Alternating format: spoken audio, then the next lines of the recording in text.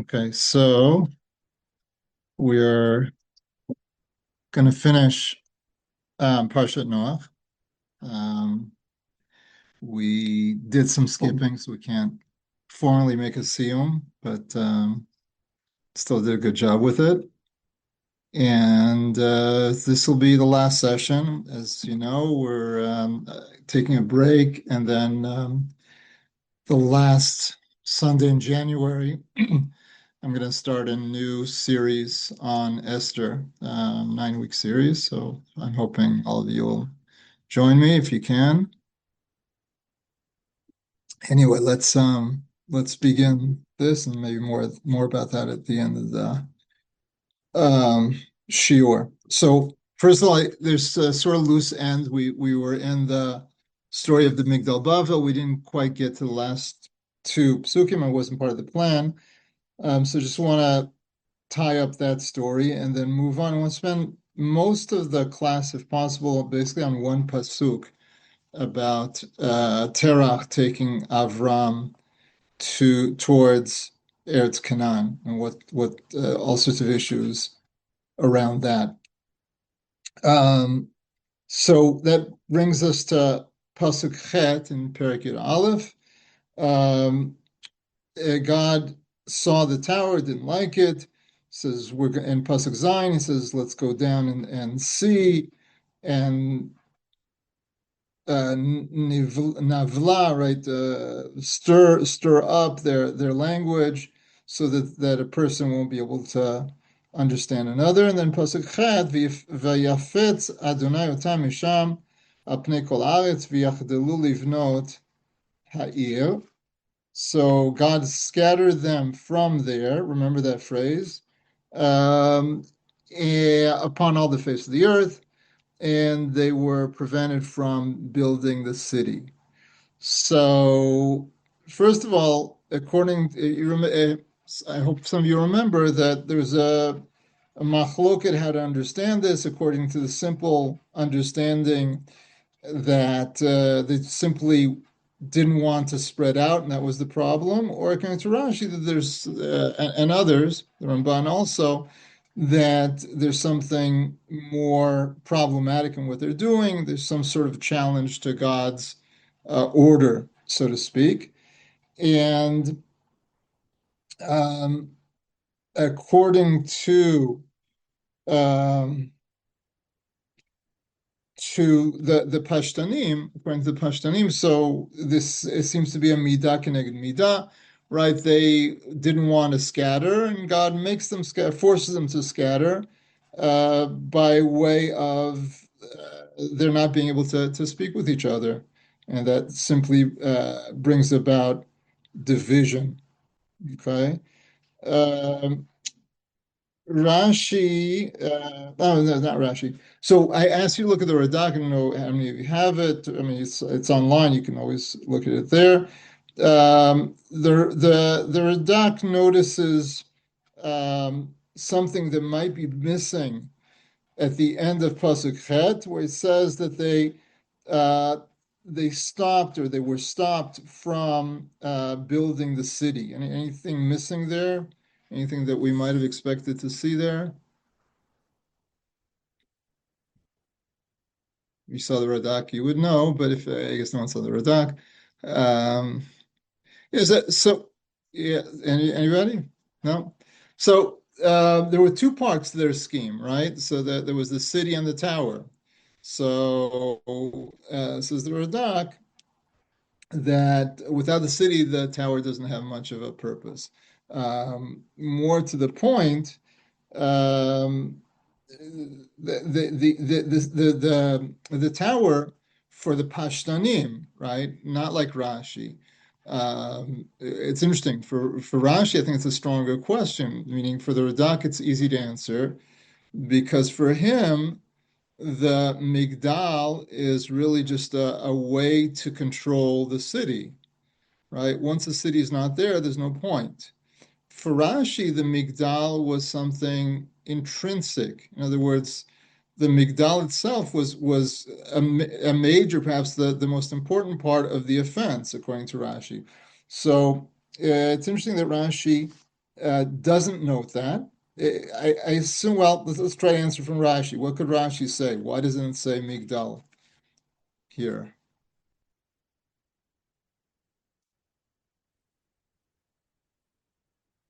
Anyone?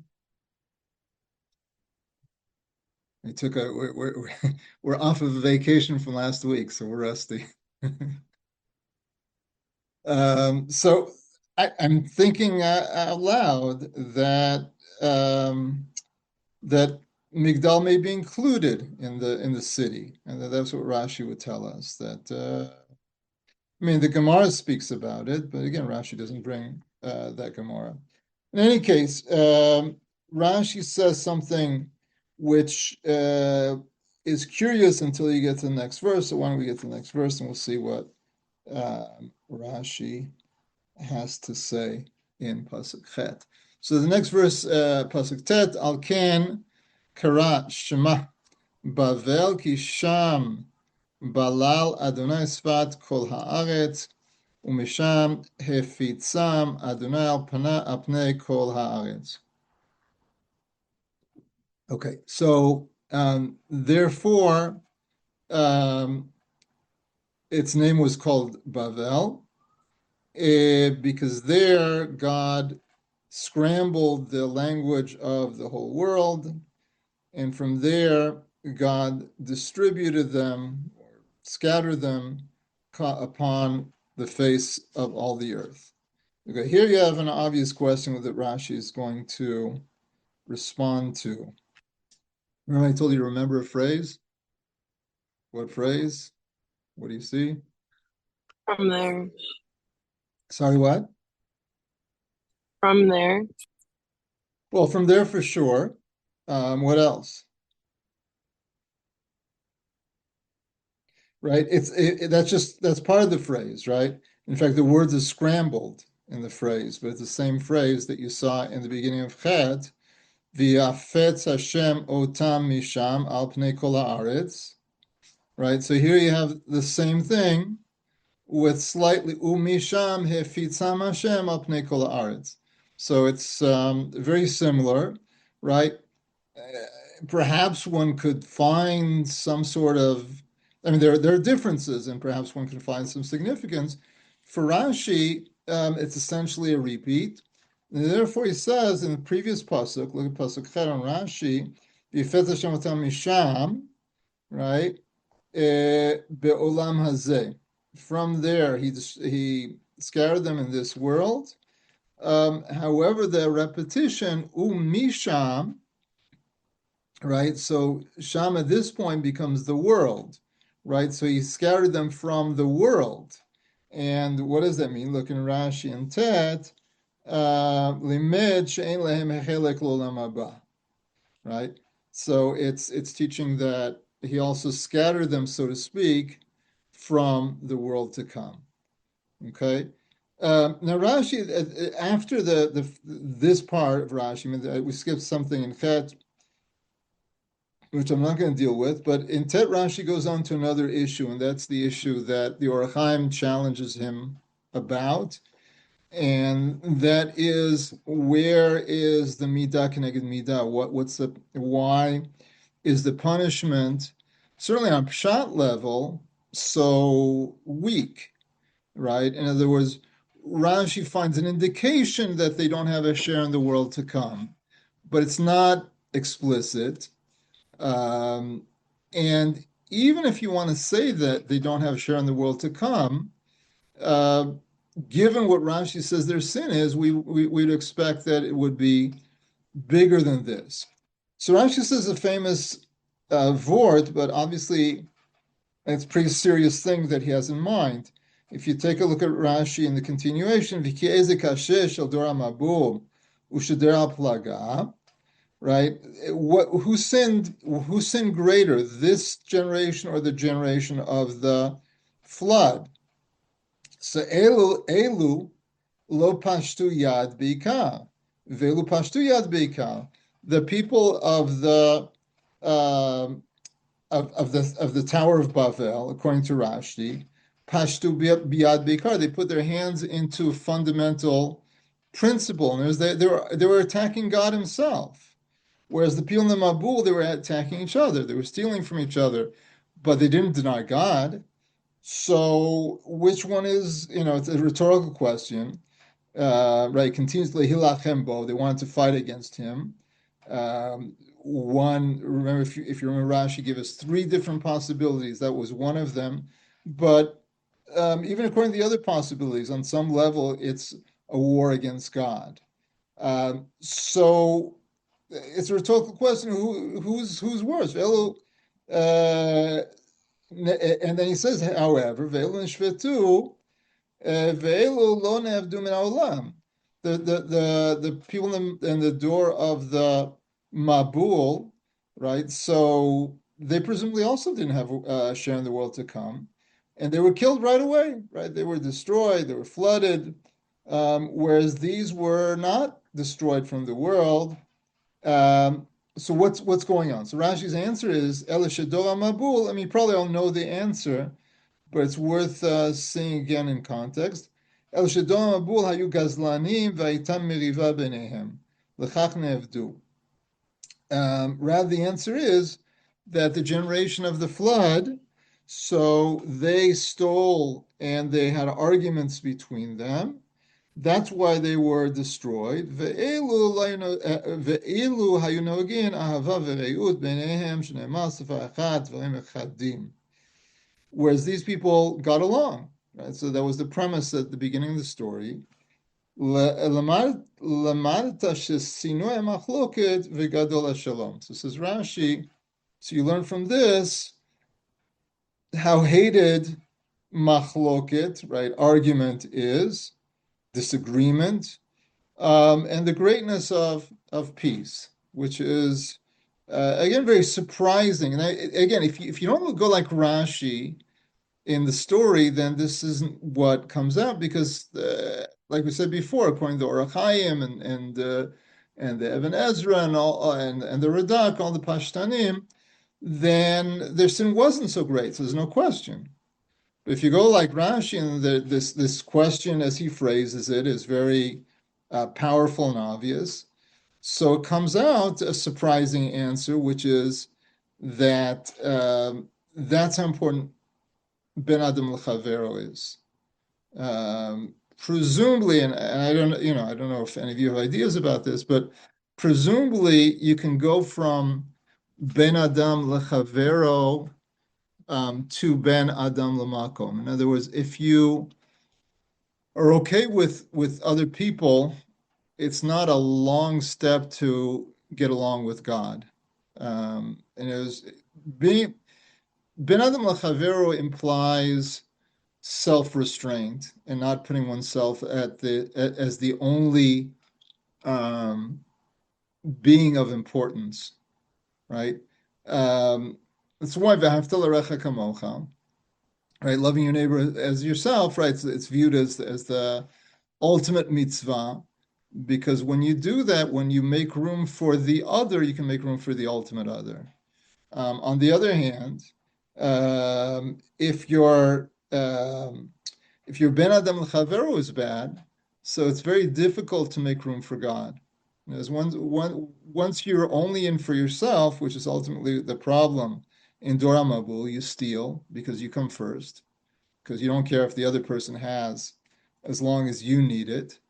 I think of traffic sometimes like that. It's funny how I mean, I used to, at one point lived in the Midwest where people actually nice in their cars, but most parts of the world, all of a sudden, like if you can steal, I mean, if you can sneak in front of the car that's behind on the side and get past them, even though it's their turn, not your turn. So people do that because they're in a rush. Uh, that their time is more important than the other person's. So it's interesting that even though most people, who do that in traffic would never steal, right? They would never steal from, that person has a sweater I like, and I come first, so I'm just going to take that sweater when they're not looking, right? So very few people would do that. But to steal their parking place or to steal their place in line when they're in a car, um, people seem very tempted to do that. So, because there are no consequences. Yeah, that's true.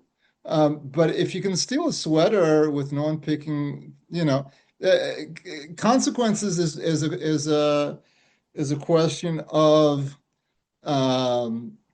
enforcement and visibility. If you're not visible, so there's not automatically not going to be enforcement. And you're right that to enforce all traffic violations is a very difficult thing to do for states and cities, whatever. But whatever, even if that's it. I mean, ultimately the question is, do we guard ourselves from doing what's wrong? I think it's really the bottom line. And according to Rashi, again, he's quoting Chazal, and the idea I think is a true idea, whether you apply it here or not, that shalom between people is a very important basis for any type of morality, and that I mean, I've once said that God creates parents in order to, in other words, sexual reproduction, and then parents raising children. Like there's simpler ways to do it, right? To have people emerge. Um, and I think that the parent, I'm forgetting the husband-wife issue, but the parent-child issue, I think, is to create this situation where um, you have this debt to someone that you recognize from early on, and that debt, which is sort of naturally expressed as appreciation, is something that you can later make abstract to God. So I think that Evan Ezra says something along those lines, or at least that's what I learned from him about the order of it says ish imo ve'aviv tirau et shabtotai tishmoru, right? You should fear your be in awe of your parents, and you should respect the Shabbat. So the Evan Ezra over there says continuum. It starts with the mother and then goes to the father, and ultimately from there goes to God. Okay, so that's the end essentially of this story, unless there's any questions, comments about the Migdal Bavel. Okay, let's go on then. Okay, so I want us to skip to Terach, right? Terach's Avram's father, um, and the story that, like with the Migdal Bavel, perhaps even more so, it's very sketchy. Sketchy, not in a negative sense, but just saying it's not. The details are not fleshed out. They're very skeletal in terms of the description. So we have this prehistory to Abraham, which is not so clear to us, right? Which in and of itself can be for important reasons. In other words, the background of Avram is not so critical. Same thing with Moshe. I mean, Moshe, we know his very early life. There's a whole section of his life we don't know about. Once he leaves Egypt until he gets to Midian, there seems to be probably 60 years. I think we mentioned that before. Okay, let's go to Pasuk Chavav. V'yeh Terach shivim shana v'yoled et Avram et Nahor v'et Haran. So Terach was 70 years, and he gave birth to Avram, Nahor, and Haran. Um, it ostensibly it almost sounds as if they're triplets, but we've seen that in this type of context doesn't have to be the case. In any case, ve'ele toledot Terach, Terach holid et Avram, et Nahor, v'taran v'Haran olid et Lot. So here we get into the generations. That the main point.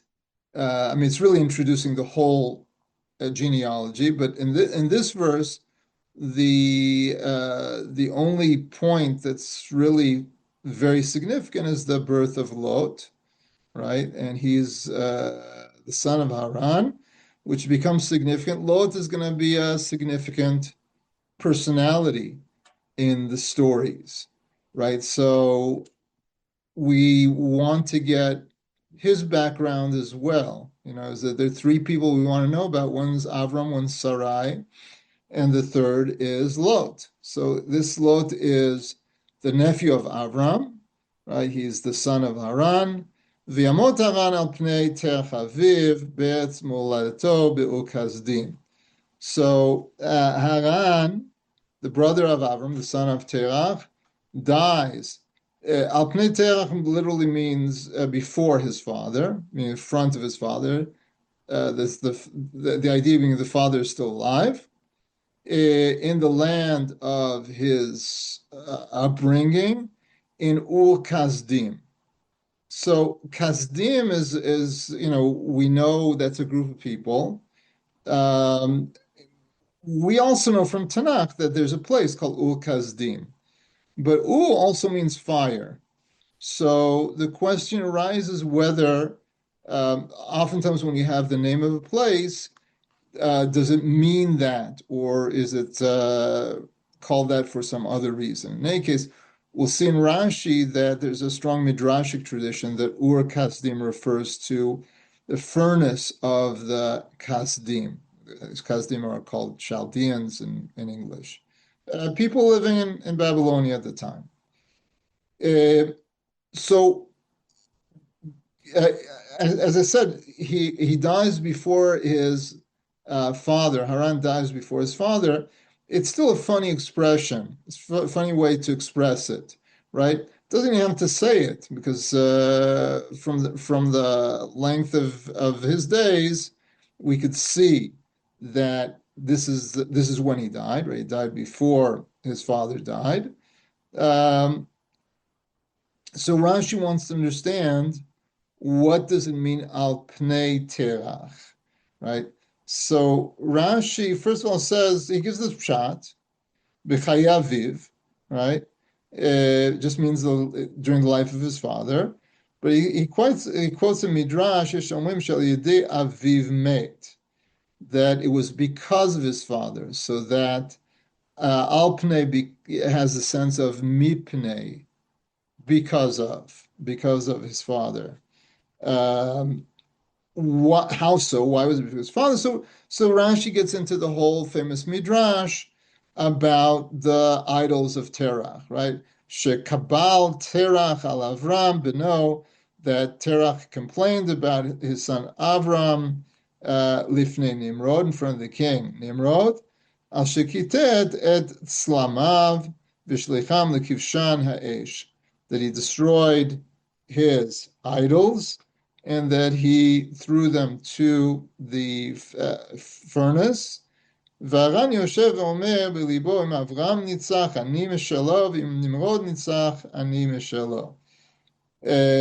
וכשינצח אברהם, אמרו לו, להר"ן משל מי אתה? אמר להם משל אברהם אני.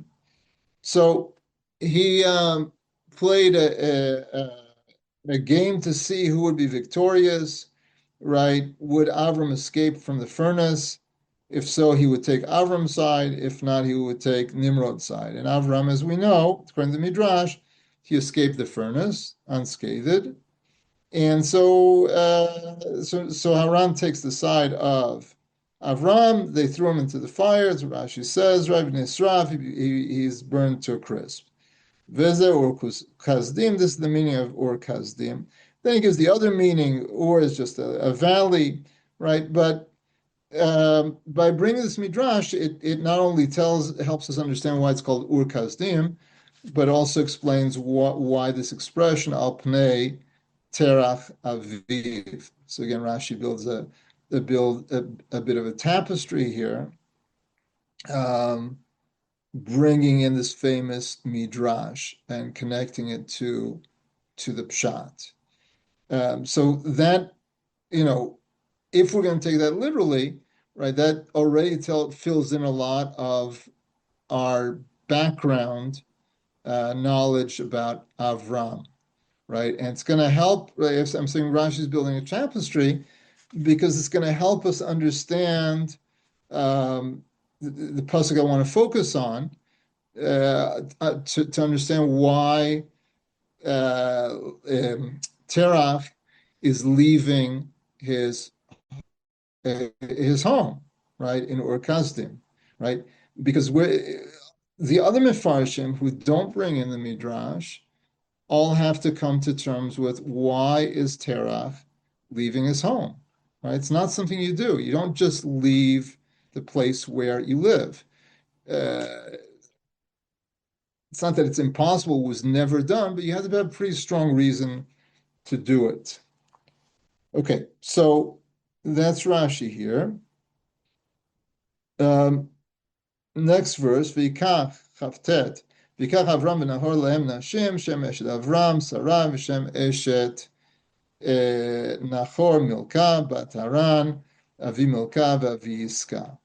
Okay, so here we hear about their wives, right? So Avram and Nahor, the remaining uh, sons, they take wives, right? It's very interesting, by the way, that obviously Haran also had to have a wife, right? He has a son, Lot's son.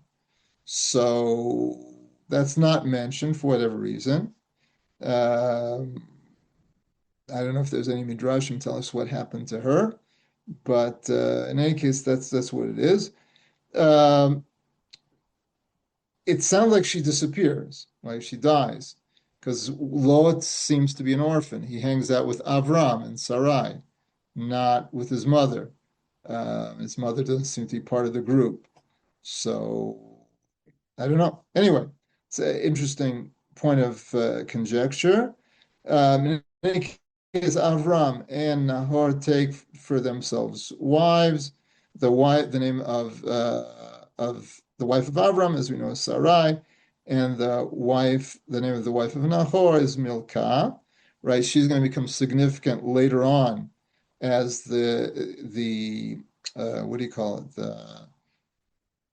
Um, ancestor, or the grandmother of Rivka. In any case, Milka bat Haran, Avi Milka, Avi Iska. Right. So in any case, Haran.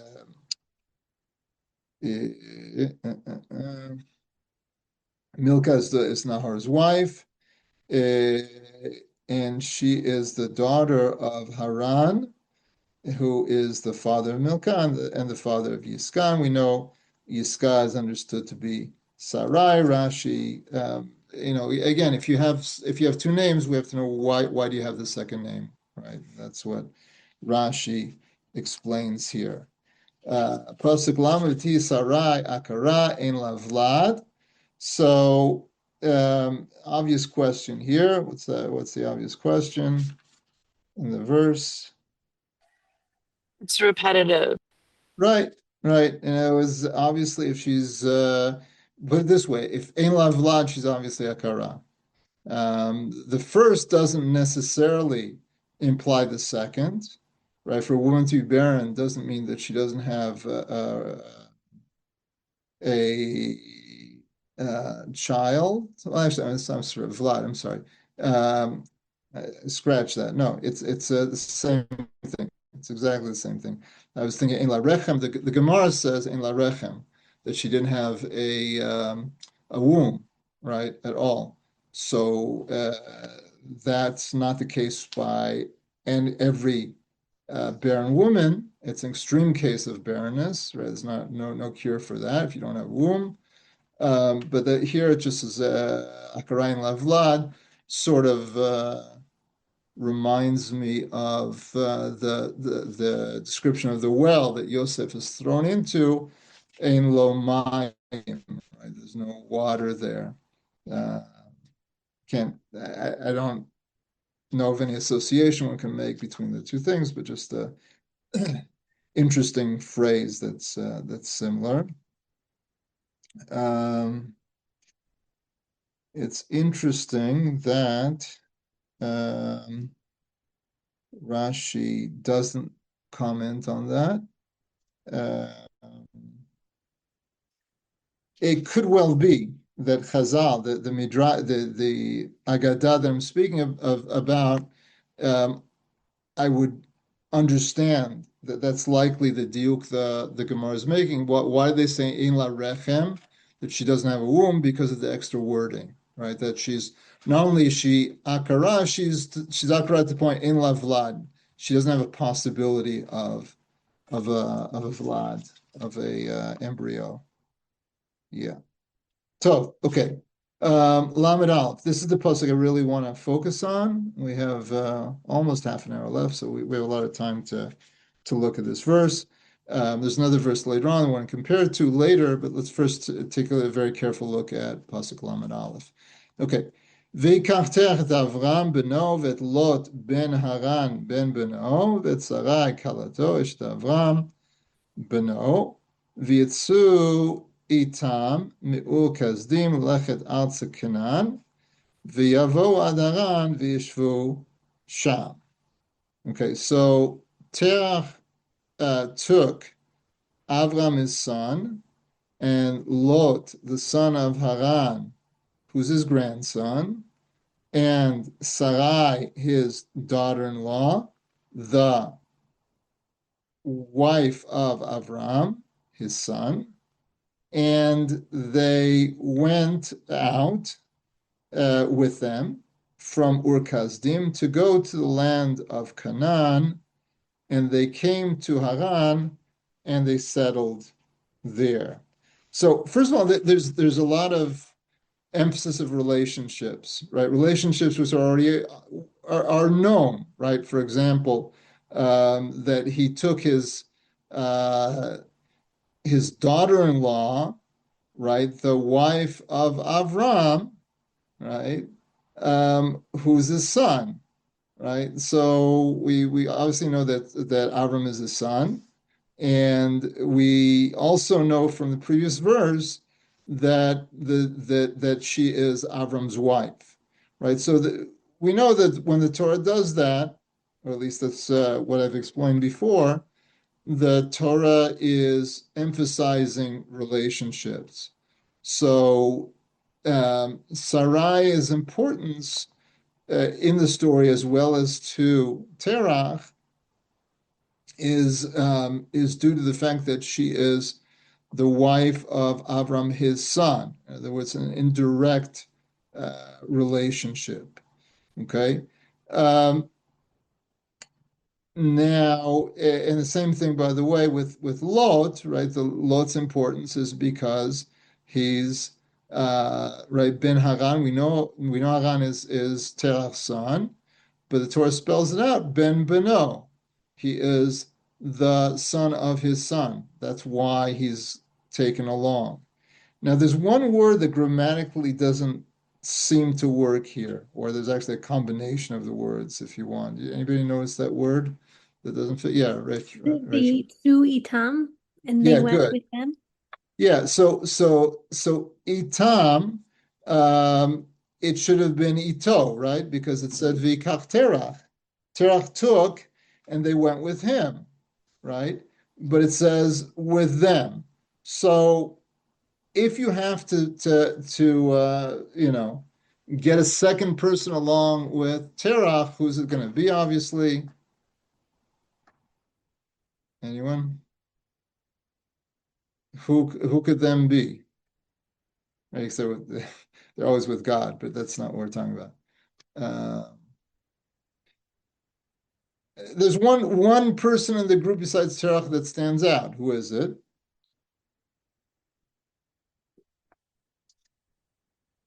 No. So it's Avram. Again, in terms of just importance in our story, from what we know in general, right? Avram is the star. Right at this point, he's sort of the co-star because Terach seems to be doing the action. But if one wants to say itam with them, So I think all the Mefarshim, I didn't see anybody who says anything else, that Itam means with Avram. Okay, but then the question arises, why? So fine, Avram's a star. We like Avram, very good. But why say they went with them when Terach is the one that did the action, is the one that's taking them? That's one major question that Mefarshim have to deal with. The other major question is what we asked about before. Why are they leaving? Why are they leaving Ur Kasdim? And B, why are they going to Eretz Canaan? C, which is less significant, is why they stop in Haran. I say it's less significant because it's along the way. So if I know that people are going from point A to point C, right, it's entirely reasonable that they're going to stop in point B that's in the middle. So you don't have to have a strong reason, even though the Ramban says that that was where they're originally from. There's a very long Ramban here, which I didn't assign, that explains that they're originally from Haran, right, which is Aram Sova, right? Remember, Avram is called, Rashi points out that he's Av Aram. He's the father of Aram. Aram is not Nur Kasdim. That Kasdim are one group, the Aramim are another group, like Lavan is an Arami. That's Syria. So Ramban holds that that's where they're from. But putting the Ramban aside, you don't need a significant explanation for why they stopped in Haran, because it's along the way in the Fertile Crescent. You go from Babylonia up through Syria and down to Israel. Okay, but what does need explanation is like I said, why leave? So we explain one answer according to Rashi, but that's midrashic. That said, it's very difficult. You really have to do a lot of speculation to find out to think of another answer. But let's see. Any other thoughts? Why would Avram? Right now, I'm not asking why he'd go to Canaan. Right now, I'm just asking what other reason might he have to leave Ur Kasdim, or simply just to move. Aren't they like public enemies now because of Okay, so that's midrashic, right? That's following Rashi. That they're public, well, that Terach's not a public enemy, but his son, right? His son is making lots of trouble. And it's true he was saved from the furnace, according to the Midrash, but he's still, like you said, he's a troublemaker. So that certainly is what Rashi is going to say. Okay, but what else? What else might be a reason to move away? So if you look at the Orach Chaim, right? So he ties this in together with the issue of Itam, of Avram's importance to this family. He says as follows, Hakavana, he says, V'ikach terach, Hakavana hi al dat shamru zal, man de bishle b'haimata v'kula. Right, it's an Aramaic expression. He says that Chazal, the rabbis in the Gemara say, a person who has it poorly, bish is poor, has it poorly in one mata. Mata is a town. So you should go, he just says, etc., expecting you to know the rest of the quote. He should go to a different place. Why? Ki shinui makom gorem leze.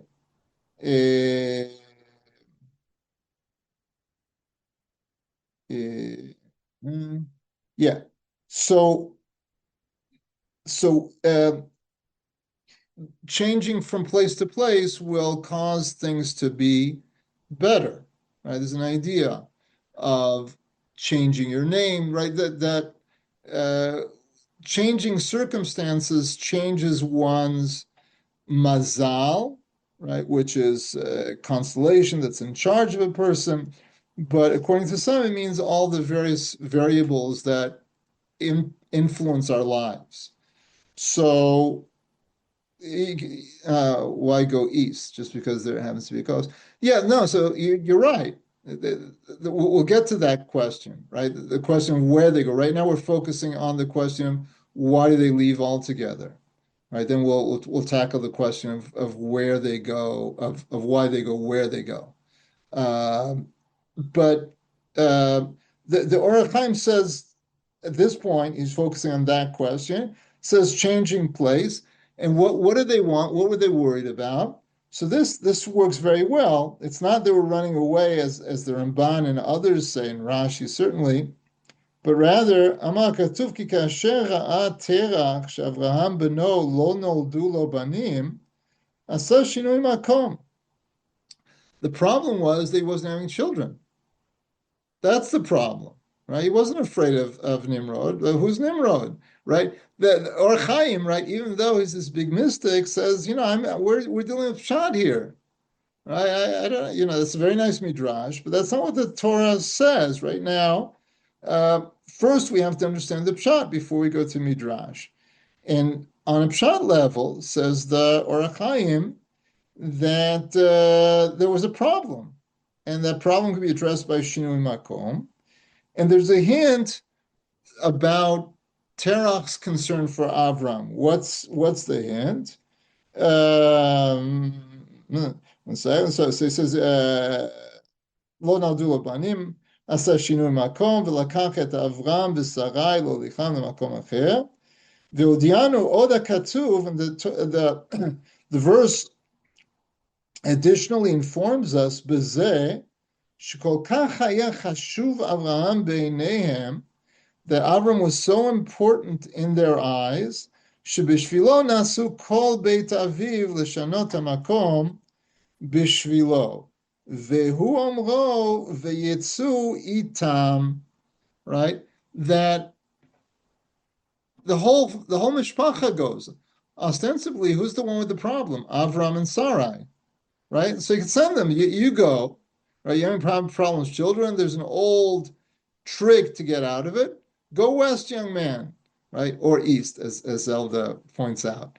But the idea is Shinui Makom, and you can leave, Avram. Says the Or Chaim, no. He takes everybody who's willing to come. Obviously, Nahor doesn't go, which is interesting.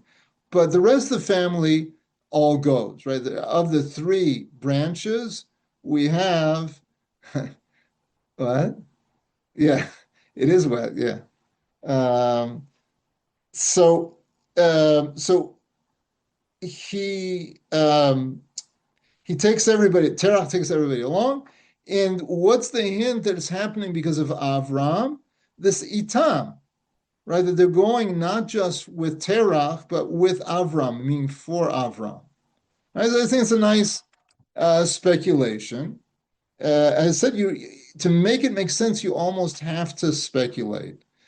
But if there were no midrash, this probably works better than saying that Terach, was against. Excuse me, that the Terach and Nimrod were against monotheists, and they were running away from Nimrod. Right? That seems to build more than what we have. So the Orach Chaim, I think, is closer to the Pshat on this level. Going back to that issue of why it says Itam, the Ramban says something similar, right? So if you look at the Ramban, he says, Ba'avur ki Avram nichvad me'aviv. Right? Avram was, and certainly from the future, we'll see that it's the case, that he was more respected, more honorable than his father. Ve'olchim be'etzato similar to what the Orach Chaim says, that the people that are going with his advice and for his sake. So that's why Makatuv Yetzo Itam. Even though it says Terach took them, Terach was in charge, Avalot v'Sarai b'avu Avram halchu. Nonetheless, Sarai certainly and Lot presumably also. since he goes with Avram later. They traveled because for the sake of Avram, right? So did he counsel him? So here's another. I didn't assign the Radak here, but the Radak says something else, which is interesting. It's an interesting theory and would help explain away all the questions. Um, he brings in the idea of ein mukdam muchar b'Torah, that there's no chronological order in the Torah. So if so, what could have happened before this?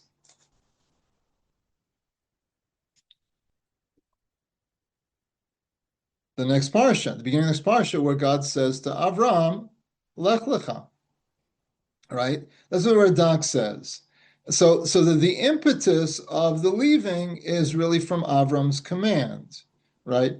According to Radak, Avram tells his father, I just got commanded, we should go, right? Now, it's interesting, right? He says to leave his father's house. He doesn't say to leave his father. Right? So it's fine to take his father. He could tell his father, and everybody could come with.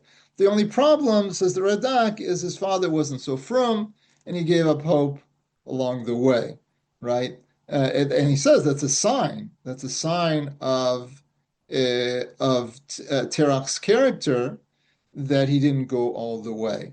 Now, as far as Terach's ultimate character, so there's a famous Rashi that Terach did tshuva, so it's very possible. We'll see in this Rashi at the end, if we have time, that Rashi doesn't speak as if Terach does tshuva. The other thing which the Radak points to is that the verse in Yoshua says that we say in the Haggadah every year is that Terach was an idolater. Says the Radak, if he'd done tshuva, the pasuk wouldn't say that. We don't remember him that way after he died if he did tshuva. That's a weird thing to not be in chronological order because everything around it is in order. Yeah, that's true. Did we have something out of order? Yeah, so it's interesting. I don't think we spoke about it, but or maybe we did. The Tower of Babel, right, speaks about them having one language, yet and being in one place. I think it was the Ramban or Radak who points out that the previous to the story of the tower, it was the Ramban actually. It was very interesting because the Ramban is actually very stingy. He doesn't like, in terms of this principle, he doesn't like this principle at all of in mukdam muchar b'Torah. He says only maybe once, maybe twice, but without using the principle, he seems to say that about the Migdal Bavel. The Migdal Bavel happened before all the generations that are described before it, somewhere in the middle. It could well be that we've already had examples of en mukdam muchar. In any case, that's what the Radak says. That's his approach over here, and it's certainly an interesting approach because we saw the Orach Chaim, we've seen Rashi. The last approach I want to focus on is the Sforno. And Sforno focuses more on why he wants to go to Canaan. I forgot who says it. Maybe it is the Radak who says that. Don't forget, in Lech Lecha, God doesn't tell him to go to Eretz Canaan. He says to go to the place where I'm going to show you. And he ends up in Canaan. Says, I believe the Radak, that's a natural trajectory. Again, going along the Fertile Crescent, you keep going until you get to Eretz Yisrael. That's the end of that particular natural trajectory if you keep going. There are other reasons. So according to the Radak also, by the way, even without the natural trajectory, that idea that Avram was given the command and he passed it on to his father, saying, "Dad, let's go." So, in spite of the Radak, one can say that they had some sort of divine guidance to move in the right direction. That's why they were going to Eretz Canaan. But the Sforno gives another reason, which I think is profound. Take a look in the Sforno, Lechet Artza Canaan, שהייתה מוכנת אל אגרם המעלות המושכלות, right? That it was a place that was prepared, that was ready, that was conducive to causing intellectual virtues. Vayita ritzuya mikol ha'artzot, and it was desired over all the other countries. Kamru, and he actually cites an interesting pasuk, which is understood generally in the negative way. It's Asher Hashem Elokecha. I'm sorry, not that pasuk. That pasuk is always positive, right? We know the Torah speaks about Eretz Yisrael, Eretz Asher Hashem in Sefer Dvarim, the land that God seeks out. Then he quotes another pasuk, which is understood normally negatively. Velo huzak avira begeshem hamabul kavir kol sharatzot. That wasn't destroyed by the air of the rain of the flood, like the air of all the other lands. There's a tradition in Chazal, I think we spoke about it, that the flood didn't fall on Israel. Floodwaters may have ran from other parts of the world, but the flood didn't actually fall upon Israel. And the Sforno invokes that idea to speak about why it's superior. The air was not made worse. This whole idea that Sforno and others speak about the Mabul, that the flood destroyed the atmosphere of the world and made it a less good world, and that's why they need to eat meat, and that's why people live shorter lives, etc., etc. In any case, yeah, and he says, "Kvar amru Chazal, avira shel Yisrael mechakim." Okay, so says the Sforno that there was knowledge that if you wanted to improve yourself, not physically but spiritually, then this was the place to go. And according to that, so Terach, either under the influence of Avram on his own, had spiritual inclinations. Of course, however much he had those inclinations, he does end up stopping in Haran.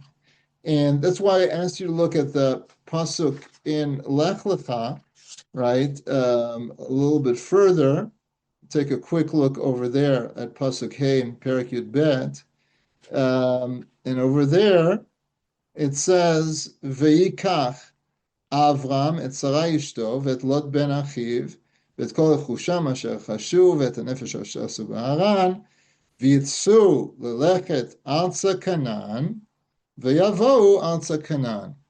So that should sound familiar, right? What does it sound like? The previous verse that we just read. And there, right, there's other differences in terms of who they took, right? But the major difference is the end, or the major similarity as well as the major difference is at the end, because what does it say in Pasuk Lamed Aleph?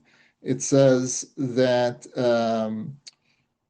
he wanted to go to Eretz Canaan, and they came to Han and they stopped there, right?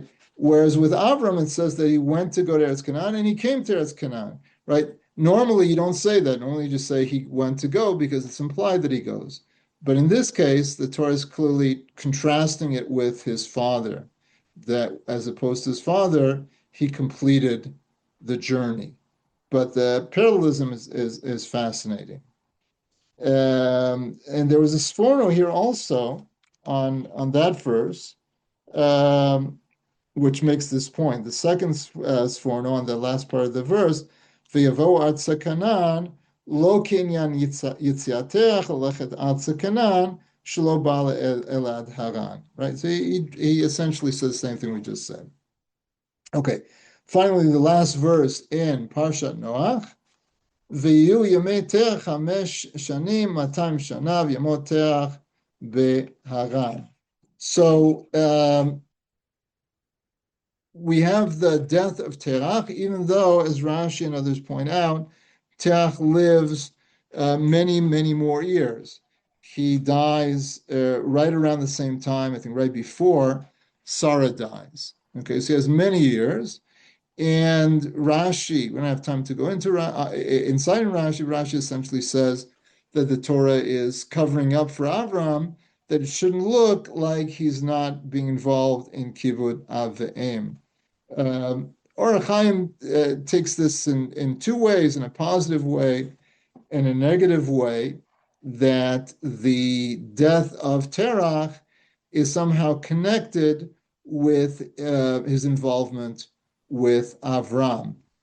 In a positive way, that he was the one who started the process, right? Started the process of moving toward Eretz Canaan. Tov.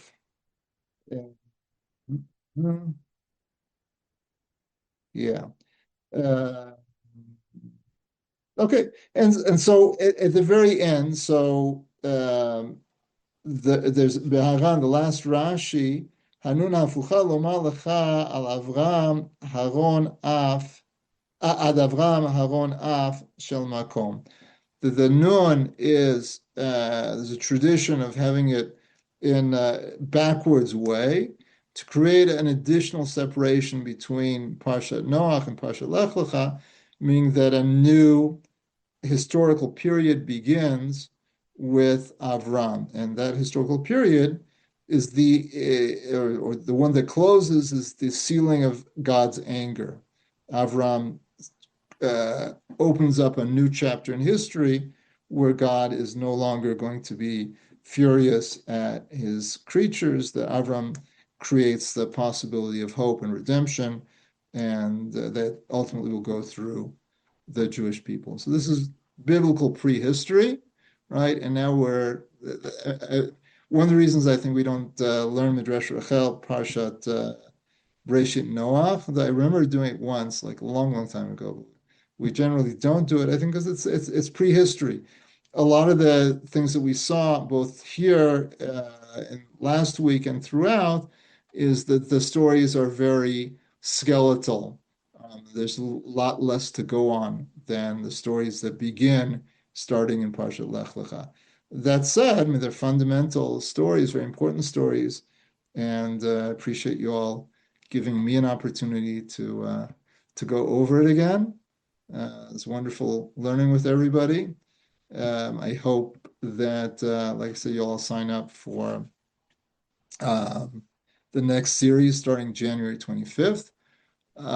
Any of you who are in places I'll be visiting the next 2 weeks, that's Washington, New York, and Boston. So I'm speaking in a bunch of places. So you can either email me or look at my Facebook page tomorrow night when I'll put up my schedule over there. Okay, so thanks again, and Laila Tov, and stay in touch. Take care, everybody. Thank you. Thank you so much. So much.